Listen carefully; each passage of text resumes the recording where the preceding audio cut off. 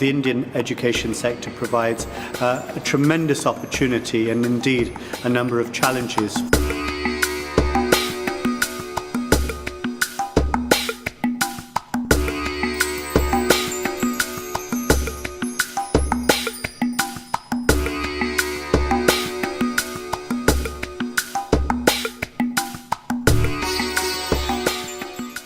This session is actually very timely because it comes in a week where the Brookings Institution published a report talking about the strategic importance of investment in education for business, partly because it's obviously good to have a very well-educated workforce, but also because there's a high return on investment. Things that have gone on with the UK, I guess, government and approach to Indian students, it's very key to me that the message the UK sends out is not just what the border agency says, but it is actually what Indian students believe. And it's a globally competitive world.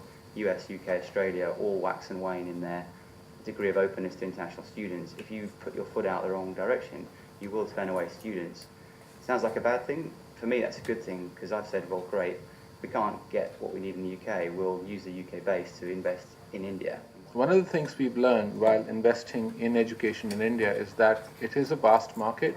It's a $100 billion market as we size it in terms of public and private spend, but it's a very local market.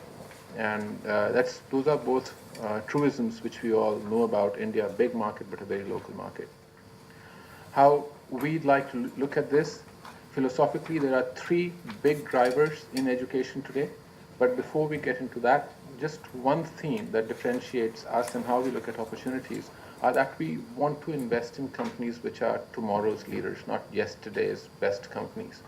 Because we believe yesterday's best companies in segments such as tuitions, such as test preparation, which have grown to tens of $millions, are going to have a difficult time getting into be the leaders in emerging segments of education tomorrow, because education is being disrupted more rapidly than we can imagine globally.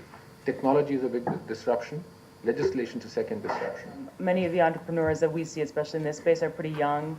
They don't have operational experience. They've been in education for a couple of years. Maybe they're Teach for India alums. Maybe they've been at a university and they've developed a product outside of that. Maybe they've been a school teacher, or maybe they've been a school owner for the last 20 years, but they've been running one school with 2,000 kids, and they're not really going to replicate this to be a really scalable business.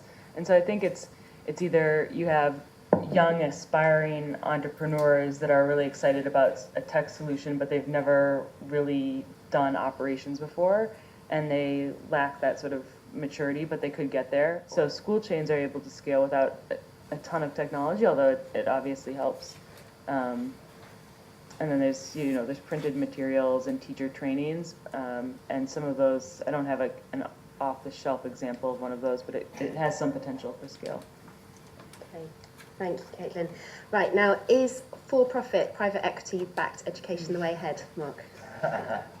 Yeah, I'm biased for sure.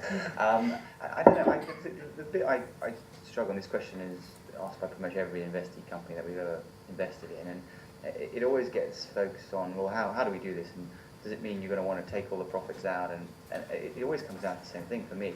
Scale is key, and all we want to do is frankly teach more people, whether online, offline. The more you teach, the larger the business becomes. That produces more fees per student in some shape or form.